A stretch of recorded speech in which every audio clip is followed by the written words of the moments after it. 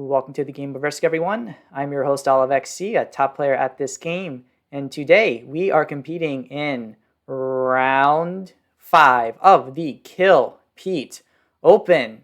We are competing on World Conquest, Progressive, Blizzard's on, Bots Automated, with the players as shown here. Purple may try to go for that bonus. I'm not going to place anything else there. All I'm going to do in my turn is take one card and fortify. Players in this game include Woody Vig, an expert ranked player, Math to Law, a master ranked player, Curlza, a master ranked player, but really one of the top grandmaster players in the world. This guy is one real deal. Very tough person to be playing off against. Burly Noble, a master ranked player, and the fifth final position, Zerup, a grandmaster ranked player. We're in a very competitive lobby right now. No other way around it. This is going to be a really tough game today, and we're going to have to try our best and see if we are able to advance from this so that everybody is aware, according to the standings right here. We are around 15th, 20th place before even starting the round. If we score more than 16 points today, we will be in the top 3 in the tournament. It could potentially win the $50 cash prize. So there's a lot riding on this game right here. A little annoyed to be going first. I prefer to be third or fourth because that's generally the best position when doing a progressive game. We just do our best. What's great about going first is you're likely to be getting the first trade-ins, and you just play your game out the best way that you can. I am in almost every continent except for Australia. Thank you for the hype horn, llamas. We will do our best. It also reminds me, chat is going to be off for this game, so I'm not going to be reading anything that anyone is saying right now. Zerup go back, or you leave a 2. Alright. He moves his stack backwards. Okay. So my strategy now is I am just going to be... Everybody plays the hype horn. Everybody loves the hype horn. I'm glad you guys are all enjoying it.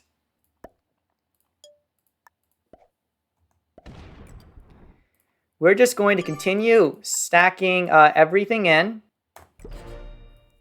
Keeping ourselves well spread out. The first couple of rounds is just going to be us all jockeying for position. I'm going to just be building up my stacks in South America, Africa. What's good about when you're in a lobby with a bunch of good players is they're not going to be making mistakes. That's a good and a bad thing, right? The good thing about that is they're not going to suicide into you or self-destruct or do anything really stupid. But also, if you're in a position where you can potentially die, it means the players are going to know how to take you out and eliminate you from the game. So it's a nice little double-edged sword that you have to manage for yourself as you are playing out the game, right? You have to try to stay alive, and you need to really know what you're doing.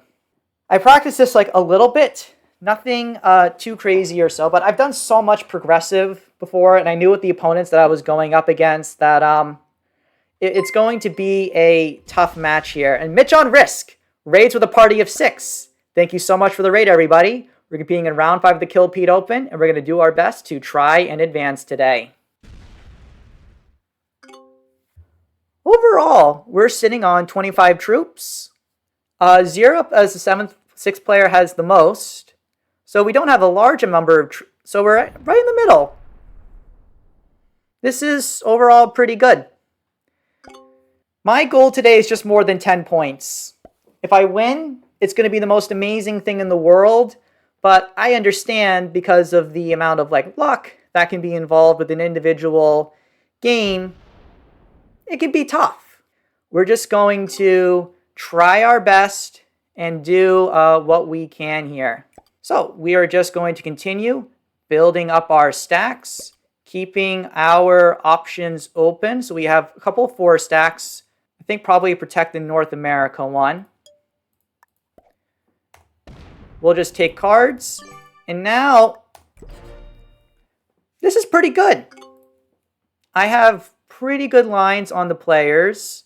When I think about who I may want to take out, probably Orange, Zerup, is, well, no, there's a 4 right here. Is there any player that's not 1, 2, 3? Yeah, everyone's in Australia except for me. So that means taking out any individual player may be tough, which means I have to try to somehow make it towards like the late game. I do have a set, but it's just best for me to hold right now. Wait till I get to like the full 5 cards. Maybe somebody trades in first before me. Who knows? We will just keep on waiting it out, seeing what happens, seeing how we may be able to build up our stacks. No one's taking a continent right now. That's because in Progressive, it's best to spread out and take out players when it's worth it for your cards. If you place all your capital into getting a continent and you waste a large number of troops, you'll get the bonus for a few turns, but the trade-ins will get so large right away that it won't be worth it anymore. Beautiful move by Krillza right there, putting his troops up there to spread out, by the way. Love that move. Yeah, everyone is just playing really good. Overall, I like my positions and how I am spread out right now. I don't expect anybody to be hitting a 4 unless they are going for a kill. It's just going to come down to cards and the execution of everything. So Zerub has a slight lead. He has 32 troops. Everyone else is just in the mid-20s. I'm in the mid-range. Curl's having a slight lead, but again, with 1 or 2 troop leads, these are not going to be making any sort of difference at all. So I could trade in for myself if I wanted to do that. I don't think I need to. I think I'm just going to be placing my troops down, keeping my stacks open and available. Moving down to South Africa just to stay spread out a little bit more for myself. And yeah, we're just going to be waiting it out. Hopefully you get a wild card. That'll guarantee us a set on 3. Like if we have a set on 3, we're turning it in. As part of the training that I do for every single round heading into the Kill Pete Open, I watch a lot of other Risk YouTubers. I watched JJ, I watched QWOL, I watched Cosmic Cowboy, and I saw how they were playing. A lot of players, they were either missing their kills. That should not be happening this game. Or people were hoarding cards when they should instead be trading in. That happened particularly in JJ Bruh's game, where he traded in early. If I can get to the late game, given the caliber of play here, I just want to try to get some points for myself. I'm not going to try to be greedy and go for the win and home run. I'm just going to try to wait for another round, try to get a better draw for a group, maybe play this out. We're going to keep playing this. If I can get the win here and advance to the top 48 in the first 3, it'd be one of the highlights of my entire Risk career. And that includes winning 2 Risk 1v1 World Championships, 3 Risk 2v2 World Championships.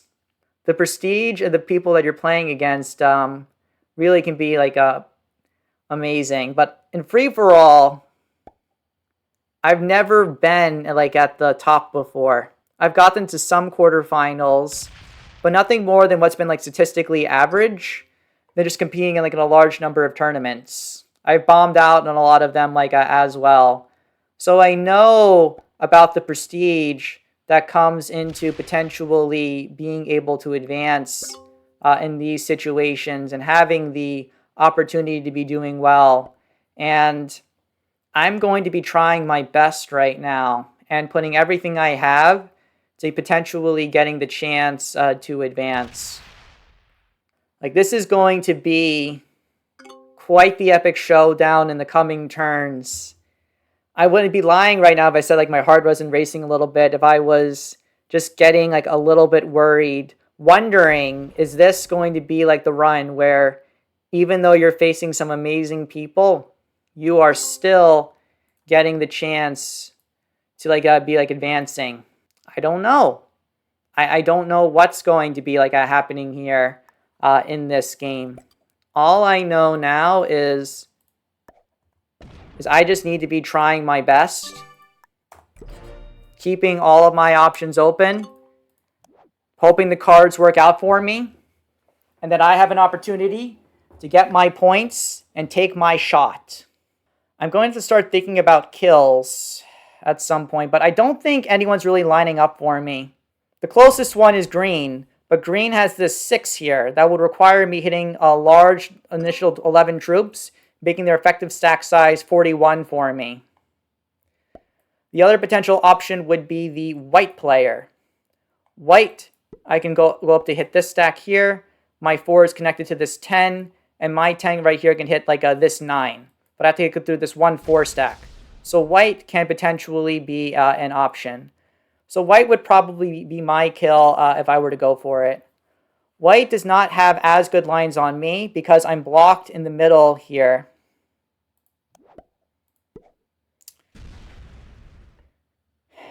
So we're just going to play this out. We're going to see what happens. But the fireworks in a couple, in like just 5 minutes, are going to fly. Everything's going to come down towards this one moment. I know who my target... Who else? Is there anyone else I could take out? Could I take out black? Black's here. I can't do that. Purple has this 1 extra 6. Otherwise, I have lines on purple. So purple and white are both of my potential targets here. I can take out either of these. Curls is slightly ahead. Zerup is slightly ahead, but not enough where it makes a meaningful difference between the players. Hilariously, I am close to getting Africa, but the level of play with these competitors, I guarantee you the white player at least would invade me. So we have our strategy. We have our plan. Madagascar, Central America, Svalbard. I could have gone on the Middle East for an extra +2, but I don't know that +2 would really make much of a difference. I'll save the Middle East, though, at least for now. Keep ourselves spread out. Keep our options available with what we can do. No set on 3. So next turn is going to be the critical turn of the game for us. A lot of our tournament can be riding down on this. If we have a set on 4, we'll at least be able to get the 20 trade in. We'll be able to stabilize and see how things go. If we have no set on 4, there's a good chance we just get 6th place, and there's nothing that we're going to be able to do about it. Everything is going to be coming down to this next card that can decide a big phase of the tournament for us. If we get like a big fat like 2 or 4 score, we're still around the 50th place range. We're basically at the point where we have to do well for another 2 or 3 rounds to make up for it. Doing a 3v1 is a mistake. First mistake I've seen by anyone this game. The reason why I'm not talking about my other opponents and just talking more about myself mainly is because my opponents are not really making mistakes at all. They're playing quite competently. Very competently, I would say. They're well spread out, doing all like the right things. This is just a standard, high-level, progressive game. There's nothing that I would be changing about my game. There's very little, if anything, that I would be changing about my opponents. They're all excellent competitors, and I can't wait to see what we do like in the coming turns. The anticipation is hitting me so much right now as we wait and see what occurs. Can I go for white? Can I go for purple? Do I have a set on 4, or do I get knocked out in 6 because I have no set on 4? We just have to wait and see what happens. We already noticed that my opponents are a little bit ahead of me in troops because I had to get the lowest trade in. I could have considered card skipping. That is an option. But since I was a little bit lower on troops, it made it so like I was more likely to be getting eliminated. And I'd rather be going for a lower variance play of like waiting like a bit. Because players of this caliber, if they want to eliminate me, like they'll be able to eliminate me. Curlza has like the easiest lines on the world to take me out. I am 100% certain that if I do not have a set on 3, or a set on 4, sorry, Curlza is going to trade in and take me out. I get 6th place. I wouldn't be lying if I said I was like nervous here, but like the card that you get has nothing to do with your skill level. It has everything to do with just like what you were given. The odds for this for me are high, but they are not guaranteed. We'll move down to the Middle East on our next move to get 1 extra troop for ourselves with the trade-in. We won't go for a kill because I don't think it is worth it to be going for a kill. Yeah, Zero has good lines too. If he's a set on 3, he may even take us out. But this is it, everybody. Do we trade in? We got a set on 4. So we are going to trade in. We can't kill anybody. No way. If we kill someone, we get 5th place and a bounty at best. We just trade in and we have to wait. Going in the first position is not very good as player in a progressive game. I would prefer to be in the middle spots, as I was saying before, to be getting the slightly bigger trade-ins. I don't think anyone... If Zerop has a set on 3, he kills me. Zerop kills me with a set on 3. I want to be absolutely clear on this. And it's the right play to make to be eliminating me with the set on 3. If Zerop does that against like the 20 set, I do wonder, would he then stay alive? I don't know. It's risky. But I made no mistakes. I can't think of anything that I was doing good or bad right now. All I know is I just need to be trading in and giving myself the right opportunity to try to stay alive, get a bounty, and make it farther in. I'm absolutely trading in on 4, otherwise I will be taken out. That is an absolute. This is a critical moment of this game. Does Zerop have the set on 3? And does he choose to take me out here? He has a set on 3. He's going to take me out, you guys.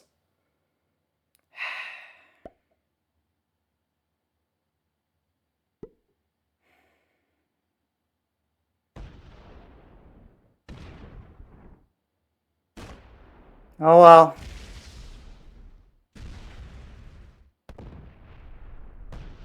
We made no mistakes. This is not an oops by Zerop. I'm going to turn chat back on now because nothing I could have done there. I'll watch the rest of this game to record it for YouTube purposes. Well, we had a very strong first 4 rounds. See, Purple's also on 5 here, and Zerup's on 56. I think he's okay. But I just was first. I had a bad turn order, and there was nothing that I could have done here. As it looks like the black player is going to be trying to take out the purple player. But it looks like they kind of messed that kill. And now other people are just going to be winning and sweeping here.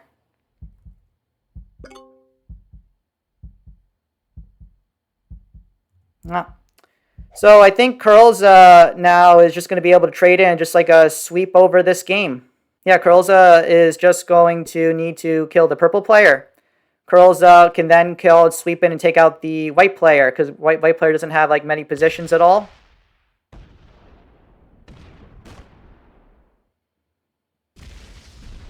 Yeah, I would skip the 11 and hit the rest of... Oh, he took out white first. That's even better. Okay. Very nice. And now they're just able to sweep in, take out purple. And then they just take out black, and then they win this game. Very straightforward. Well, I'm still in this tournament. I'm still in a good spot.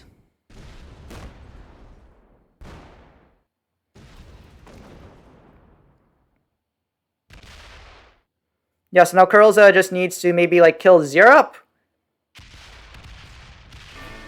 Yep, Curls got this. Curls is going to be getting the full sweep of everybody else in this game. He just is going to kill Zerop now. Zerop gets 3rd, and then Curls just sweeps everything. The game got handed to him on a silver platter. If Zerop did not have the trade-in on 4, we would, I think, have been okay.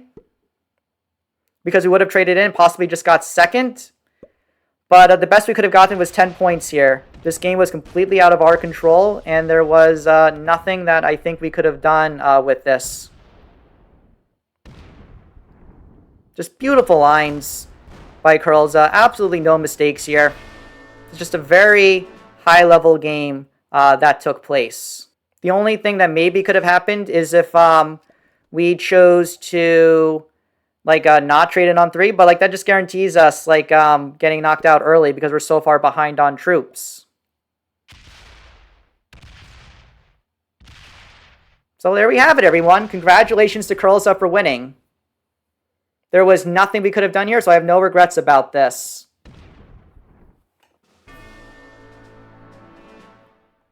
This is OliveXC signing off.